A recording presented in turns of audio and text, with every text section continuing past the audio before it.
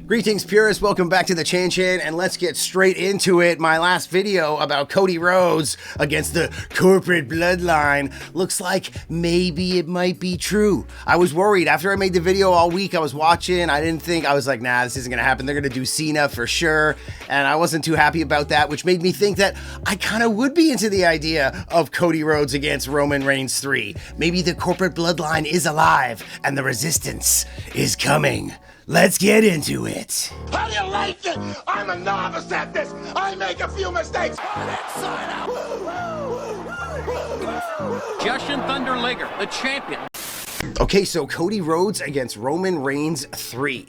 Now, I thought for sure after I made my last video, you can go check it out here, I was pretty passionate about the idea of the corporate bloodline, like amassing its power, taking the title from Cody, and him building his resistance out of all the guys who've been saying, I told you so, Cody, and fighting back. And I thought it could be like all the way into WrestleMania 42. But if we are gonna go with Roman Reigns, I think I might be into it. I'm into that shit. So I thought for sure it's going to be John Cena winning the Royal Rumble. And there's a lot of people in there now. We got Punk, we got McIntyre, we got Seth Rollins, and now we have Roman Reigns. Paul Heyman came out on SmackDown, said Roman Reigns is going to be in the Rumble and that he wants his title back. And I got to tell you, I was not into the idea of Cena, like winning the Rumble and then going on to face Cody, babyface against babyface, and winning the belt. I think Cena chasing the belt even all year and maybe not getting it, like that's good. I want to see Cena like failing and having to keep trying, getting thrown out of the Rumble and the boos and like his face. He'll do his like Cena facials, like oh, like surprise or like disappointment, like all the acting lessons, John. Good stuff. But we all know what we're talking about. Cena's over-expressive facials of whatever emotion he's supposed to be feeling. But I can see Reigns winning, going all the way, and then somehow Punk being involved with his favor or whatever. I can't see how Punk's going to use his favor when it comes to him facing Gunther.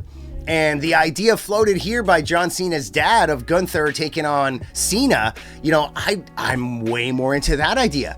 I mean, it's like, you know, the foreign heel against the American Cena, but, you know, Gunther being like, I'm so good, I'm young, I'm the ring general, I know how to wrestle, you're just a goof. You are a bodybuilder who became a wrestler, and you're a goof, and your goofiness has made you famous. You're very good. You sold tons of t-shirts. Kids love you. You're now an actor. Congratulations. We should all be so lucky as to be as successful as you. But now, right now, 2025, this day and age, reality is I am the best, and you are nothing, and I will destroy you. And now I'd be into John Cena winning the title. I mean, who else is going to take it from Gunther? And he has really, like... He's kind of cooled off a little bit. I mean, taking on Jey Uso here coming up at Saturday night's main event. I love Gunther, but I feel like the IC reign was like intense, and the world title reign has not been intense. Here's what Cena Sr. said. I think that right now, and nothing against Cody Rhodes, I have nothing but good words for Cody. I just think that right now Gunther is at the peak of his career. He's the best of the best, and that's not taking anything away from Cody. Because certainly down the road, I'd love to see Rhodes against Gunther. Winner take both. Gunther versus Cena would be the match, and I think that's the person he should face. I'm all for John Cena taking on Gunther, and maybe the corporate bloodline. It's not The Rock like what I wanted. You know, I still think it should be The Rock in some fashion, but, you know, we don't really need The Rock winning the title. But if somehow his representative, his figurehead, his, you know, consigliere, his Armadaman, his Man Friday, if one of his people won, you know, we thought for a bit that his people were going to be Solo's bloodline, and The Rock was going to come out and be like, you know, yeah, I've installed all these guys and brought them in, and, you know, you failed, Roman, you lost the title, and I'm doing this now. But the whole year went by and nothing happened, right? So here we are, and The Rock was glad-handing him. A lot of people are saying that he was completely buried, which, like, if they don't do something with him fighting back against some sort of corporate entity that's led by The Rock in some fashion, and you know, having a throwback and talking about the fact that, you know, what was that shit on the Netflix debut? You're like, yeah, you know, what was I gonna do? Cause trouble on like the biggest night? I mean, you saw what it was all about. As a fan, we saw what it was about. Casuals, obviously, were brought in to a degree, and the corporates were all there. And look at all the people in the audience, the famous people. I mean, this was LA, right? Which is gone now, I guess, unfortunately. Condolences to everybody and everything going on down there, of course. But WWE skinned in and out and got the Netflix deal done with a lot of famous people there. So this was not a night specifically for the diehard wrestling fans. So, and Cody, basically can talk about that. Like, what was I going to do? And you're like calling me over in the back, and I can see you're all like lit up. What are they going to do? Start a fight with The Rock while he's lit up in the parking lot, and he just finished shaking the hands of Travis Scott, who is himself also lit up, I guess.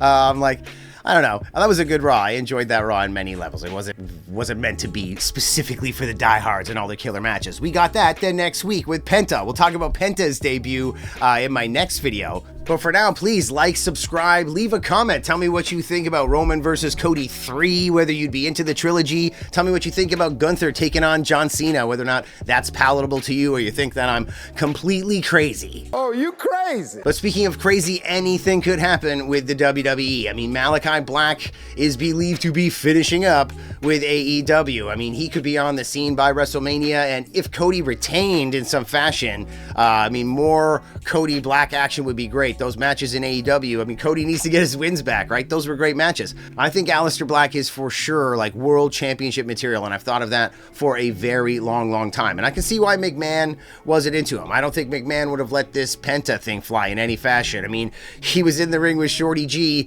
and he was a little bit shorter than Shorty G, so I don't think McMahon would have gone for it in many ways. So I'm very glad we are in the modern age of wrestling, and Malachi, Aleister, Lucivius Black may very well be the champion one day, and they could throw us a curveball, Rumble or anytime, between Mania, coming into Mania, interference, who knows? We're getting a little bit crazy. There's that word again.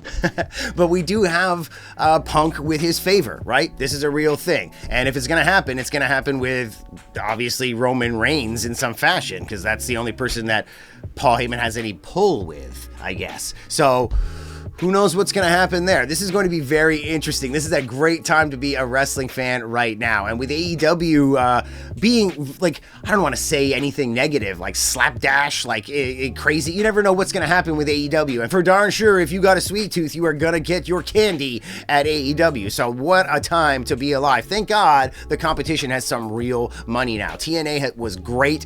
We are glad they were there for all of that time, but imagine they had the billions that Tony Khan had this whole time. We would have had competition, real competition the whole time, or at least somewhere that guys could go, that WWE has to really make their careers worth it to them, because the money is bigger at the place that doesn't maybe satisfy your soul as much. Although guys like Adam Copeland look pretty darn satisfied out there throwing hands here at the end of their career, trying to get in those last dream matches and things they want to do, and to be, valued so much and get in there all the time. Probably wasn't happening at WWE. They were going to give him a Legends contract, have him slow down a bit. So there you go. Same reason that Randy Savage left in the end run for WCW.